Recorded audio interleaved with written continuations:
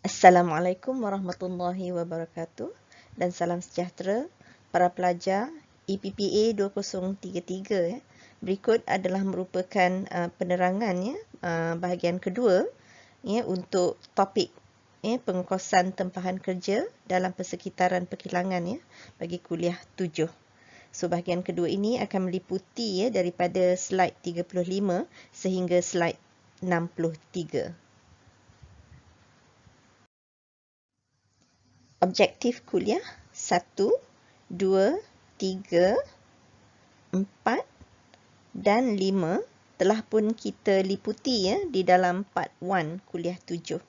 Jadi untuk part 2 ya, kuliah 7 ini kita akan fokus kepada penyediaan catatan jurnal bagi merekod aliran kos perkilangan ya dalam konteks pengekosan tempahan kerja. Ya, dan akhir sekali memperakaunkan overhead terlebih dan terkurang serap disebabkan oleh penggunaan overhead ya yang diaplikasi. Okey, ataupun overhead yang diserap. Kesan aliran kos dalam sistem tempahan kerja. So kita bermula dengan belian bahan-bahan.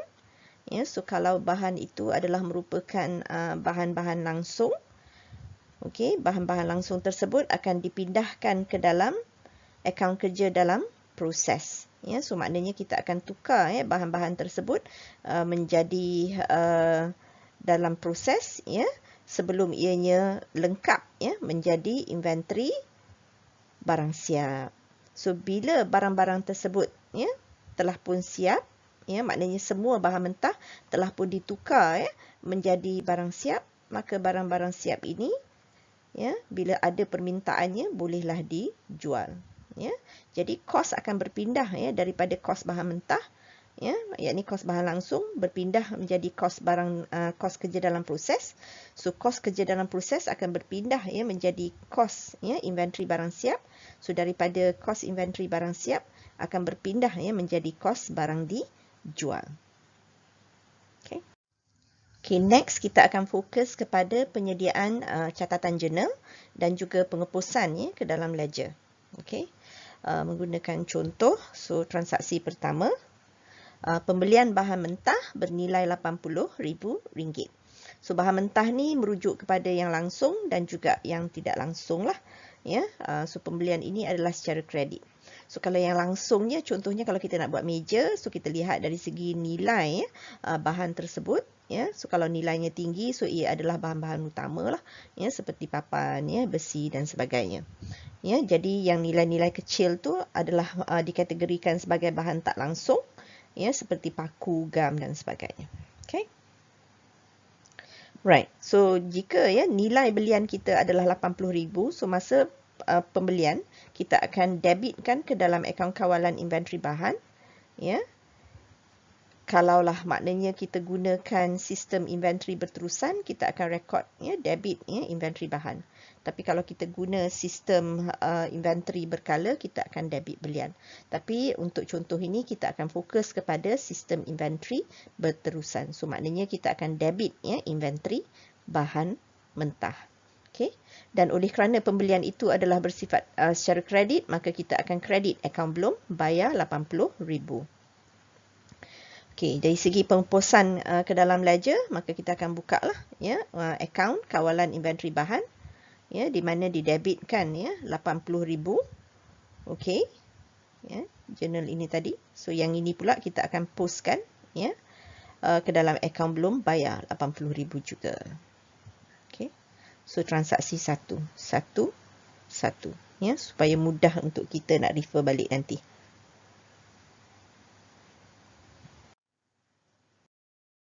Okay, journal entry untuk transaksi 2. Bahan berkos RM70,000 telah dihantar ke tapak kilang untuk tujuan pemprosesan. Okay. Sejumlah kos RM45,000 diisu ya untuk tempahan ya nombor 100 dan RM10,000 untuk tempahan ya 102.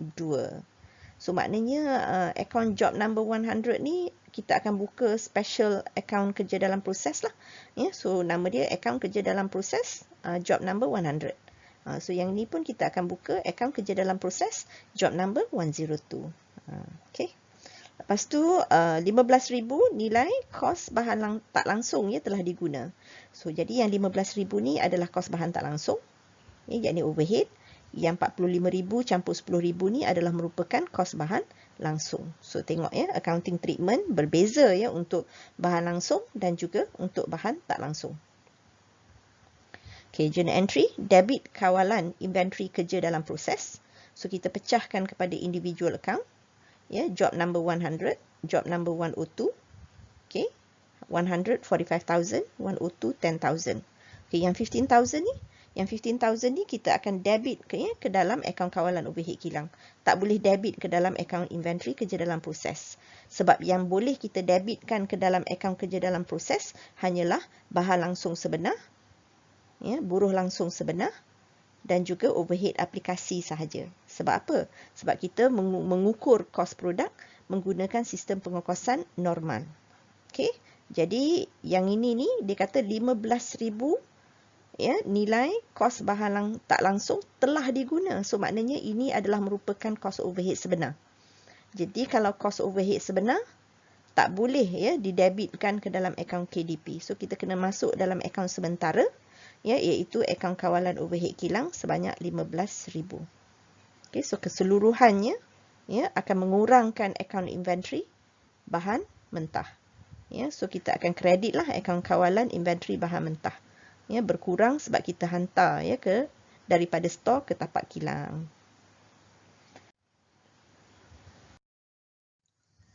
Okay, untuk pengepusan ke dalam ledger bagi transaksi kedua adalah seperti berikut.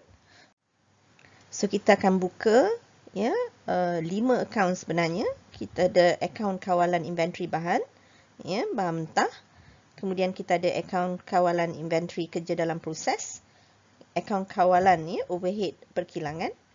Kemudian kita ada akaun kerja dalam proses untuk individual account bagi tempahan 100, dan then kita boleh buka satu lagi untuk job ya 102. Tapi saya buka untuk job 100 saja sebab kita nak pantau ya, untuk job 100. So pelajar boleh buka satu lagi lah untuk job 102 dan keep track ya dari segi transaksi-transaksi ya yang telah dimasukkan ke dalam job 102. So jumlah yang telah dibeli dalam transaksi satu tadi adalah 80,000. So berdasarkan kepada transaksi yang kedua sebanyak 70,000 ya bahan mentah yang telah dikeluarkan ya daripada inventory dan dimasukkan ya ke dalam tapak pemprosesan. Tapi 55,000 ni adalah merupakan kos bahan langsung. So maka kos bahan langsung saja yang akan didebitkan ke dalam akaun kerja dalam proses. Ya, amount dia 55,000. Okay. So baki lagi adalah sebanyak 15,000. So ini adalah merupakan ya kos bahan tak langsung. So untuk kos bahan tak langsung kita tak boleh debit KDP ya kerana kita menggunakan sistem ya pengokosan normal ya. Okey. Jadi kita kena debit dulu ke dalam akaun sementara iaitu akaun kawalan overhead ya.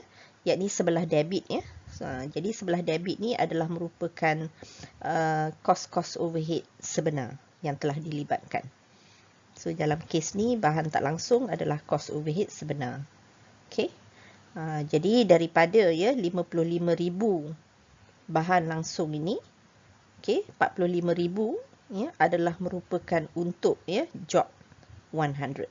So 45,000 sajalah ya yang kita akan masukkan kat sini. Okey, so baki lagi ya adalah untuk job 102. Okey, transaksi ketiga. Jumlah gaji kaki tangan perkilangan kosnya RM22,000. Job number 100 melibatkan kos buruh langsung sebanyak RM14,000. Job 102 sebanyak RM13,000. So ini adalah kos buruh langsung. Manakala RM5,000 adalah penglibatan kos buruh tak langsung. Jadi yang ini adalah merupakan kos overhead. So catatan jurnal.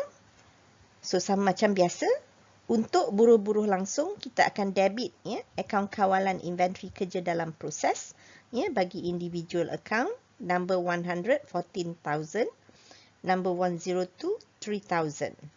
ya. And then untuk buruh tak langsung, kita akan debit ke dalam akaun kawalan overhead kilang, ya. Sebab ini adalah merupakan buruh tak langsung sebenar. So overhead sebenar tak boleh didebitkan ke dalam akaun kerja dalam proses. Okay, so kita debit ya 5,000 dan keseluruhannya ya sekiranya kita masih belum membayar gaji, maka kita akan mengkredit liability ya upah belum bayar. Untuk pengepusan ledger bagi transaksi 3, so macam biasa kita akan buka ya akaun kawalan upah belum bayar, akaun kawalan kerja dalam proses, akaun kawalan overhead perkilangan. Kemudian kita akan buka individual account ya, iaitu job 100, so boleh buka satu lagi untuk job 102. Okay. So kita tahu bahawa upah belum bayar based on journal entry tadi ada berjumlah 22,000 ya, transaksi 3. Okay, so transaksi 3 17,000 ni ya adalah merupakan buruh langsung. So untuk buruh langsung kita akan debit ke dalam akaun kerja dalam proses. So bakinya ya baki 5,000 lagi ya, ini adalah merupakan kos buruh tidak langsung. So kos buruh tidak langsung adalah merupakan overhead ya, dan ini adalah merupakan overhead sebenar. So untuk overhead sebenar ya kita kena debit ke akaun kawalan overhead perkilangan. Alright. So ini pun buruh langsung sebenar. Ya, kalau buruh langsung boleh debit ke dalam akaun KDP. Tapi untuk buruh tidak langsung sebenar, ya, tak boleh masuk dalam akaun kerja dalam proses. So kena masuk dulu ke dalam akaun overhead perkilangan, yakni akaun sementara. Ya. Sebab apa? Sebab kita menggunakan sistem pengekosan normal. Okey. Dan untuk job 100, so bagi transaksi 3, daripada 17,000 ni 14,000 saja untuk job 100. Okey. Okey, transaksi 4, journal dan ledger. Upah belum bayar dijelaskan. Okey, so ni senang saja. So kita akan kurangkan liability upah belum bayar 22,000 dan kita akan kredit ya aset tunai ya kerana kita guna tunai ya untuk bayar ya menjelaskan hutang kita. Okey. So akaun yang kita buka, so upah belum bayar, asalnya kita ada liability ya sebelah kredit sebanyak 22,000. So now kita dah jelaskan, maka kita akan debit ya akaun belum bayar. Okey. So akaun tunai pula ya bahagian kreditnya ya adalah sebanyak 22,000. Okey, transaksi kelima. Susut nilai mesin dalam period ialah 26,000. Lain-lain kos overhead perkilangan yang dilibatkan berjumlah 19,100. So ini semua adalah merupakan overhead. Okey. Right. So bila lain-lain overhead perkilangan ni, so banyaklah jenis akaun dia ya. Okey. So catatan jurnal ya, the whole thing ya 26,000 plus 19,100, 45,000 kita akan debit ya ke akaun kawalan overhead kilang. Kerana semua ni ya dilibatkan, dia kata ya, maknanya semua ni adalah merupakan overhead perkilangan sebenar. Okey. Dan untuk susut nilai kita tahulah ya 26,000. So bahagian kredit untuk susut nilai will be susut nilai terkumpul. Tapi kalau untuk yang lain-lain overhead perkilangan ni kita tak tahu akaun apa. So kita masuk sajalah ya kredit akaun-akaun pelbagai. So it can be akaun tunai, it can be akaun sewa belum bayar, it can be akaun upah belum bayar, macam-macam lah ya. So kita just masukkan saja sebagai akaun pelbagai 19,100. Okey, pengepusan ke ledger bagi transaksi 5. Kita nak tengok ya baki untuk akaun kawalan overhead kilang ya yang sedia ada. So ini adalah merupakan akaun kawalan overhead kilang. So telah 3 kali ya kita mendebitkan akaun-akaun tersebut dengan overhead ya perkilangan sebenar. Ya, so jadi bahagian debit ya akaun kawalan overhead kilang ya semua kos-kos overhead sebenar kita akan debitkan. Ya, jadi item urus niaga 2 bahan tak langsung, kemudian kita ada transaksi 3 buruh tak langsung dan transaksi 5 ya, lain-lain overhead sebenar. So semua ni adalah merupakan ya bahan tak langsung sebenar, buruh tak langsung sebenar dan lain-lain overhead sebenar. So di dalam ni ada juga ya susut nilai tadi. Alright. Okey, transaksi 6. Andaikan kadar pratentu ialah 25 ya ringgit sejam mesin dan jumlah kapasiti sepanjang period ialah 2480 jam mesin. Maka sejumlah 62,000 ya kos overhead telah dialokasi ya kepada pelbagai tempahan. Ya, so macam mana dapat 62,000? Kadar pratentu 25 ya ringgit sejam darabkan dengan jam mesin sebenar, ya, aktiviti sebenar. Ya, sebab dia kata kat sini jumlah kapasiti sepanjang period, ya.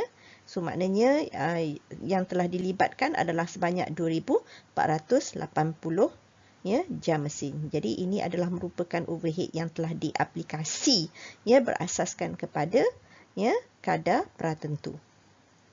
Okey, so daripada jumlah ini sebanyak 12,500 telah di-charge ya ke job 100. Okey.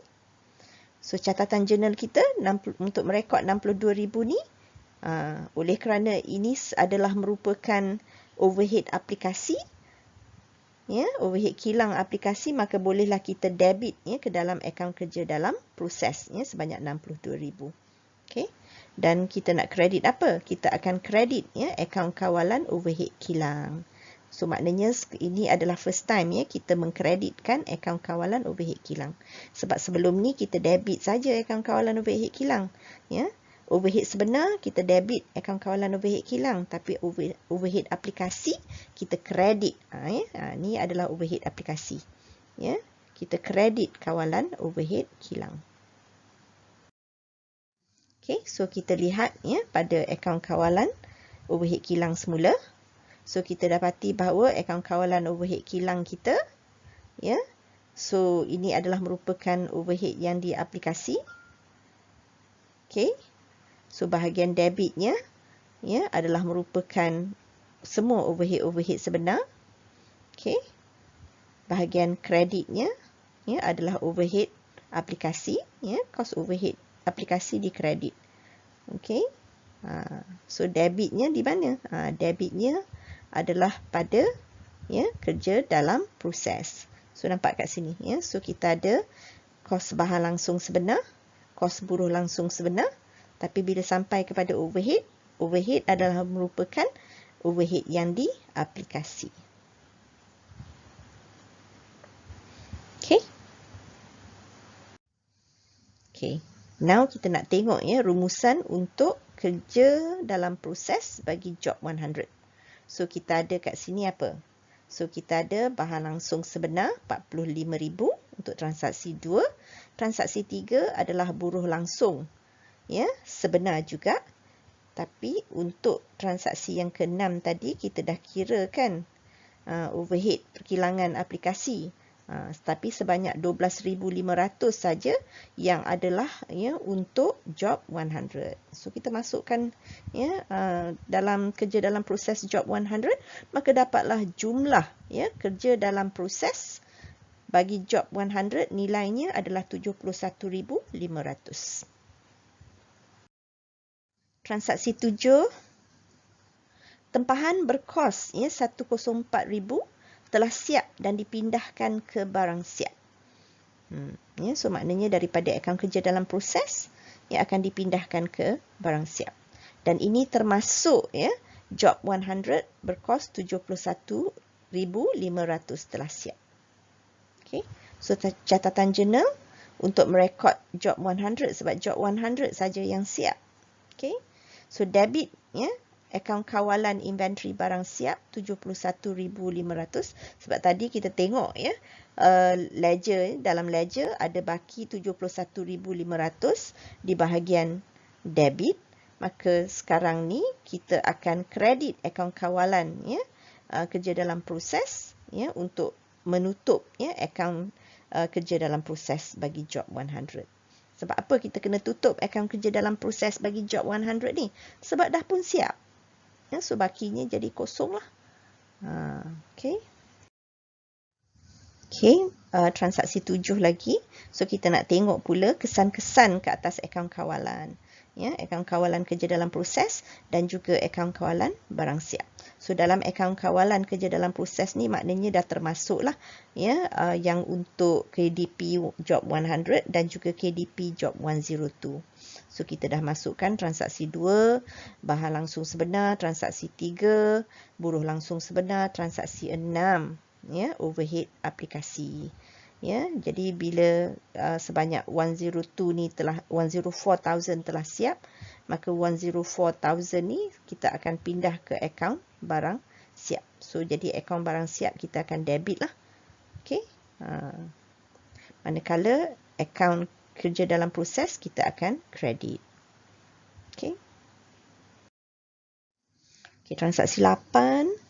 Job 100 dijual dengan harga 104,800. So, kita nak rekod jualan. So, seperti biasa, merekod pada nilai jualan. So, nilai jualan kita 104,800. So, jadi kita akan debit akaun belum terima kalaulah jualan ini bersifat jualan kredit. Ya, maka hasil jualan akan dikreditkan sebanyak 104,800. Okey. Ini merekod pada nilai jualan. Kemudian pada kos barang dijual, pada kos juga mesti direkodkan. Oleh kerana kita menggunakan sistem inventory berterusan, ya, maka kita boleh terus saja ya mengurangkan ya akaun barang siap kita sebab kita dah jual. So kredit akaun barang siap 71,500 ya, dan kita akan iktiraf ya peningkatan di dalam kos barang dijual ya. Sebab kita dah pun mendapat hasil ya, maka dengan itu kita kena padankan hasil ya dengan belanja. So hasil kita 104,800, belanja kita 71,500. So kita untunglah di sini ya dari segi kos produk. Okey. Okey, dari segi ledger, so akaun kawalan barang siap ya dan juga akaun kos barang dijual. So 71,800 tadi untuk transaksi 8 ya, maka berpindahlah ke kos barang dijual sebab kita dah jual. So debit belanja, kredit barang siap. Transaksi 9, andaikan gaji pemasaran berjumlah 9,000. Ya, manakala pentadbiran pula berjumlah 10,000. Gaji pemasaran, gaji pentadbiran. So ini semua adalah kos-kos tempoh. So kalau untuk kos tempoh tak ada masalah, terus saja kita akan debitkan akaun belanja. So ya, debit akaun belanja pentadbiran, ya, nak separate pun boleh. Debit akaun belanja pemasaran 9,000, debit ya belanja pentadbiran 10,000 boleh, ataupun nak cantumkan macam ni pun boleh. Ya, dan oleh kerana kedua-duanya adalah gaji, so kita andaikan belum bayar, kredit ya, gaji belum bayar 19,000. Okey. Selesai ya journal entry. Sekarang ni oleh kerana tadinya kita menggunakan ya overhead aplikasi, ya, kita dapati bahawa terdapat perbezaan ya di antara overhead yang kita aplikasi dengan overhead sebenar. Maka dengan itu akan berlakulah sama ada terlebih ataupun terkurang serap ataupun terlebih ataupun terkurang aplikasi. Okey. So cost overhead terkurang serap berlaku apabila jumlah overhead ya yang dialokasi adalah lebih rendah berbanding dengan overhead sebenar. Ya. So oleh kerana overhead sebenar ni lebih tinggi, maka kita telah terkurang serap. Okey. Manakala kos overhead terlebih serap pula berlaku apabila jumlah kos overhead yang dialokasi adalah lebih tinggi. Jadi yang kita alokasi, yang kita serap tu lebih tinggi, maka terlebih serap lah ya, berbanding dengan overhead sebenar. Okey. So kalau kita tengok contoh yang kita buat tadi, ya, kita nak tahu sama ada kita ni terlebih ke terkurang serap. Ya. So kalau kita katakan kita lihat kepada akaun kawalan overhead perkilangan, bahagian debitnya adalah merupakan overhead sebenar. Ya, bahagian kreditnya adalah merupakan ya aplikasi. So yang sebenar 65,100. Ya, yang aplikasi adalah 62,000. Ya, maka dengan itu terdapatlah overhead terkurang serap sebab yang kita serap ni terkurang. ya, sebanyak 3,100. Dalam contoh ni saya buka dua akaun yang berbeza. Sebenarnya kita boleh je buka satu akaun saja, iaitu akaun kawalan overhead perkilangan. So 62,000 ni boleh je kita masukkan kat sini. So again kita akan dapat balance lah. Balance kita ni berbaki debit ke berbaki kredit? Ya, kalau kita nak tahu berbaki debit ke berbaki kredit, kita kena tengok lah, ya, yang mana yang lebih besar. So yang lebih besar adalah 65,100. Ya, dan 65,100 ni di sebelah debit. So oleh kerana itu terkurang serap akan berlaku, ya, bila akaun kawalan overhead perkilangan berbaki debit. So ingat, ya. So maknanya 3,100 ni berbaki debit. Jadi kalau kita nak tutup akaun tersebut, kita nak buat adjustment, ya, at the end of the period, akaun yang berbaki debit, kalau nak tutup kita kena kredit.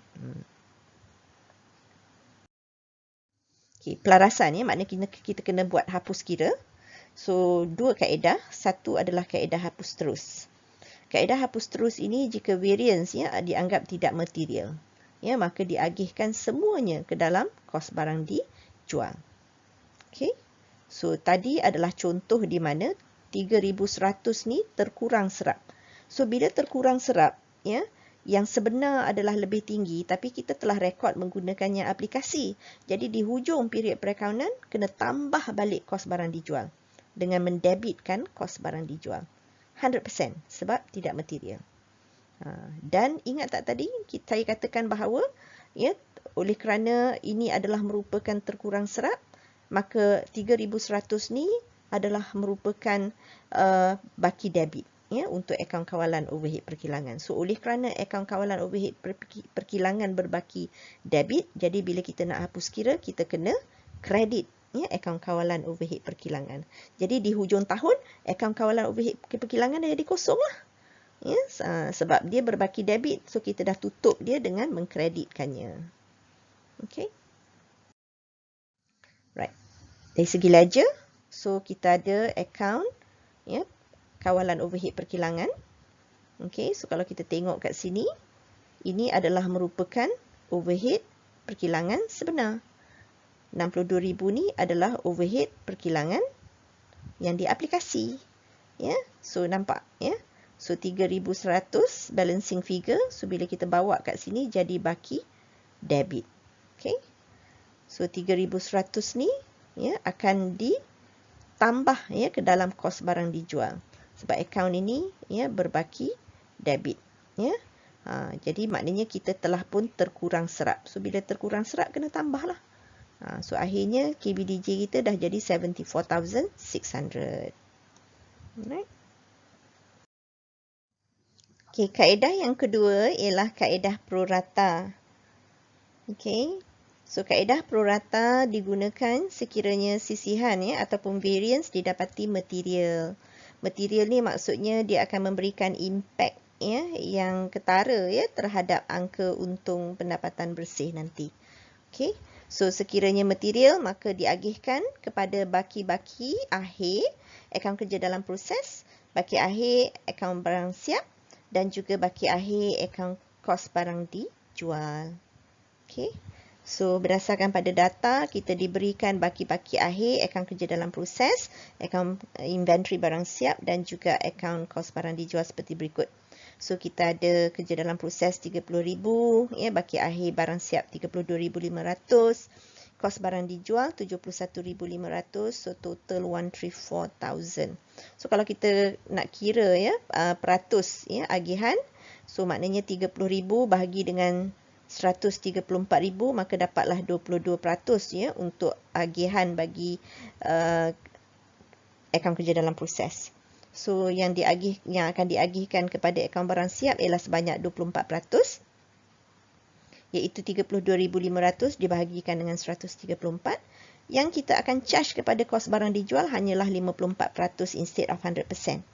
Ya, iaitu 71,500, ya, bahagi dengan 134,000. Ya, so maknanya kita dah agih-agihkan, jadi tidaklah memberikan kesan yang mendadak, ya, kepada kos barang dijual nanti.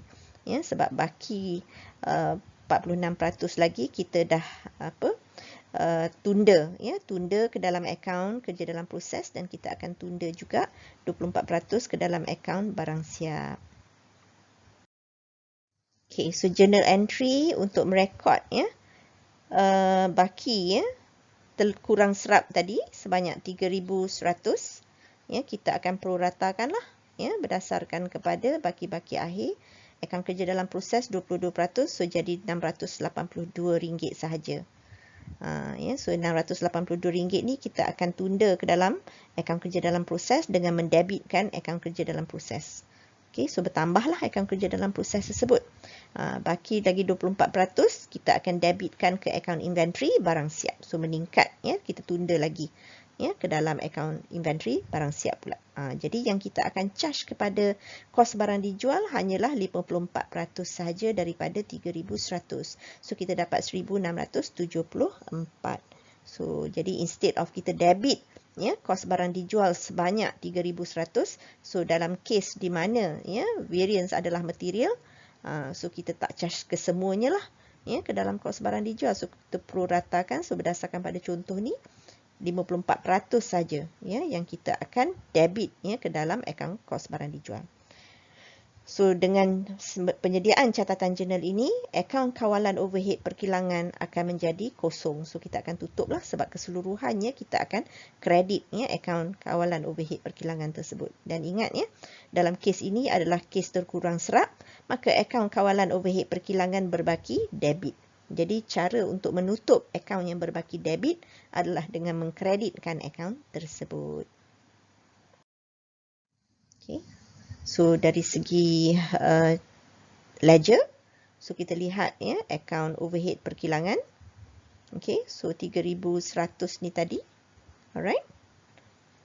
So kita akan, ya, tingkatkan akaun inventory barang siap, ya, sebanyak 744. Lepas tu kita juga akan tingkatkan, ya, sebanyak 682 ke dalam, ya, akaun inventory kerja dalam proses.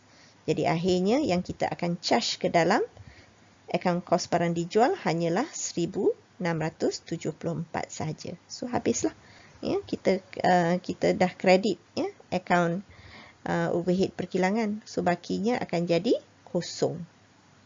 Alright. Okay, next kita akan lihat, ya, persembahan dalam penyata keuangan, khususnya penyata pendapatan. Bagi organisasi perkilangan, untuk menyediakan penyata pendapatan, kita dikehendaki menyediakan jadual kos barang dikilang. So ini dengan andaian kita nak sediakan penyata pendapatan interim, ya, setiap bulan. So dalam penyata pendapatan interim kita masih, ya, akan menggunakan overhead yang diaplikasi. Di hujung period perakaunan nanti baru kita akan buat adjustment. Jadi yang untuk interim kita kena adjust balik untuk menggunakan aplikasi. So kalau kita tengok jadual kos barang dikilang ialah percampuran bahan langsung, buruh langsung. And then kita ada dalam kes ni, bila berlakunya overhead sebenar, kita masukkan sajalah overhead sebenar ni. So overhead sebenar kita kat sini adalah 65,100, ya, ikut data tadi. Okay. So kita sambung daripada sini untuk penyediaan jadual kos. So 65,100 ni, ya, kita kena adjust dengan terlebih terkurang serap, ya, sebab kita nak ambil kira overhead yang diaplikasi, ya, mengukur kos produk menggunakan sistem pengukusan normal. Jadi oleh kerana yang diaplikasi sepatutnya 62,000 je, sedangkan yang sebenar adalah 65,100, so kita kena tolak, ya, yang kita terkurang serap ni terlebih dahulu supaya kita dapat balik, ya, 62,000. So 62,000 ni kita akan campurlah dengan kos bahan langsung sebenar dan juga kos buruh langsung sebenar sebelum ini. So akhirnya kita dapat kos perkilangan semasa yang dikira berasaskan kepada sistem pengokosan normal, bukan sistem pengokosan sebenar. Ya, sistem pengokosan sebenar kita hanya akan guna di hujung period perakaunan. So kalau untuk interim, kita masih akan menggunakan sistem pengokosan normal. Dan kita akan adjust lah, ya, dengan kerja dalam proses awal dan juga kerja dalam proses akhir bagi mendapatkan kos barang dikilang. So once you dah dapat kos barang dikilang, maka bolehlah kita sediakan penyata pendapatan. Okay, di hujung period perakaunan, bila kita nak mengira, ya, kos barang dijual, kita kena buat pelarasan. Ya, so cara kita nak buat pelarasan di hujung period perakanan, sebab sebelum-sebelum ni interim kita dah guna sistem pengokosan normal. Ya, jadi di hujung period perakanan kita kena guna sistem pengokosan sebenar. So contoh kat sini pengiraan kos barang di kilang interim kita adalah berasaskan kepada normal, ya.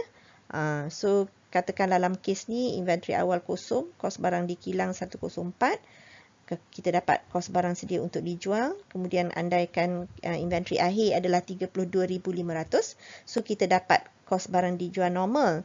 Ya, kos barang dijual normal ni adalah hasil pengiraan bahan langsung sebenar, buruh langsung sebenar dan overhead aplikasi. Tapi di hujung period perakaunan, sebelum kita menyediakan penyata pendapatan, kita kena adjust dulu ya kos barang dijual kita. So dalam kes ni kita terkurang serap. Jadi oleh kerana kita dah terkurang serap, sebenar adalah lebih tinggi, kita kena reflect balik kepada sebenar. Ya, jadi cara kita nak reflect balik kepada sebenar ialah kita kena campur balik yang terkurang serap tadi. Maka kita dapatlah kos barang dijual terselaras ya di hujung period perakaunan. Ya, di hujung tahun lah. Ya. So akhirnya 74,600 ni bolehlah kita sediakan penyata pendapatan untuk external reporting. Okay. Jadi penyata pendapatan kita akan ambil kira ya kos barang dijual terselaras. So jualan tolak kos barang dijual terselaras, dapat margin kasar. So margin kasar bolehlah ya tolak dengan belanja-belanja yang ada. Ya, belanja-belanja operasi. So dapatlah pendapatan operasi. Okey.